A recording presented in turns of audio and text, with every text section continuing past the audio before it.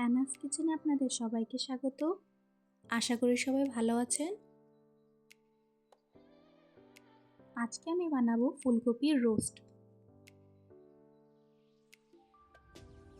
প্রথমে ফুলকপিগুলো কেটে নিব।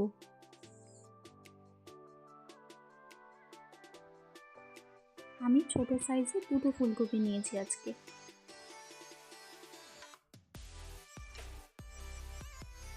ফুলকপিগুলো নুন ও জল দিয়ে হালকা সেদ্ধ করে নিব।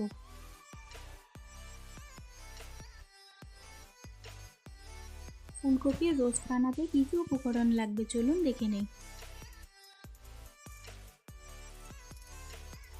নিয়েছি হাফ কাপ মটরশুঁটি, 3-4টে কাজু বাদাম ও 3-4টে কাঠবাদাম, গোটা গরম মশলা ও একটি শুকনো লঙ্কা, কাঁচা লঙ্কা কুচি, হাফ চামচ করে ধনে গুঁড়ো, লঙ্কা গুঁড়ো ও আদা বাটা, 1 টেবিল স্পুন টক দই।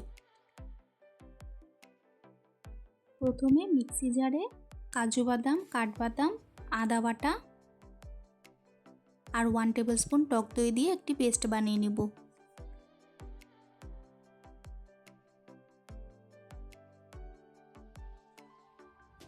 পেস্ট হয়ে গেছে, এখন আমি মশলাগুলোতে জল দিয়ে গুলে রাখবো। কড়াই গরম করে 2 টেবিল স্পুন তেল দিয়ে তেল গরম হয়ে আসলে ফুলকপিগুলো ছেড়ে দিব। সামান্য হলুদ গুঁড়ো ও নুন দিয়ে দিব।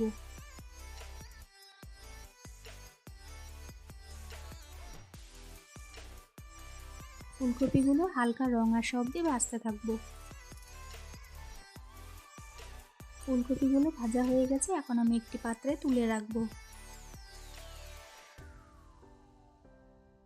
ওই তেলে একটি শুকনো লঙ্কা ও গরম মশলা ফোড়ন দেব। এরপর গুলে রাখা মশলাটা দিয়ে দেব। মশলা থেকে তেল ছেড়ে এসেছে, এখন আমি মিক্সিতে করা কাজু বাদামের পেস্টটা দিয়ে দেব।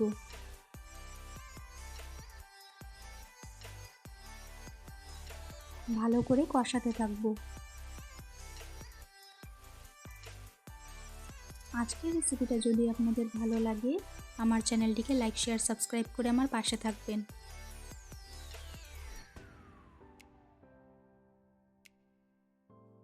ভালো করে মশলা কষানো হয়ে গেছে, এখন আমি মটরশুঁটিগুলো দিয়ে দিলাম।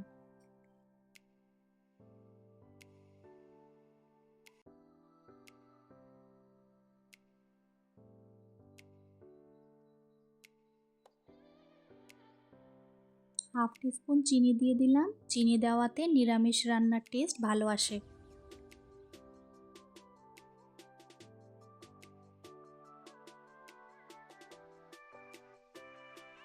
এখন ভাজা ফুলকপিগুলো ছেড়ে দিব।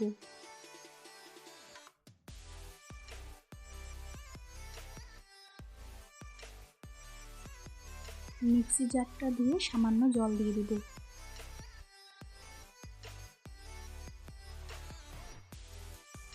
জল দিয়ে আবার একটু 1-2 মিনিট মতন কষিয়ে নিব।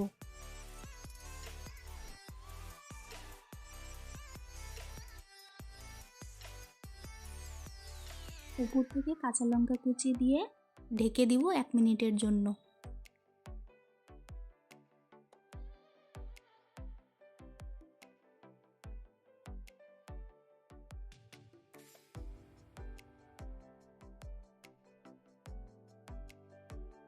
ফুলকপিগুলো সেদ্ধ হয়ে গেছে, এখন আমি 1/4 টিস্পুন গরম মশলা গুঁড়ো দিয়ে দিব।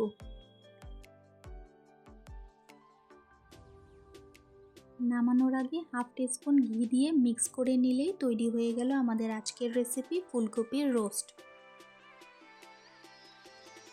আমার রেসিপি ফলো করে এইভাবে ফুলকপির রোস্ট বানিয়ে দেখবেন, আশা করি ভালো লাগবে।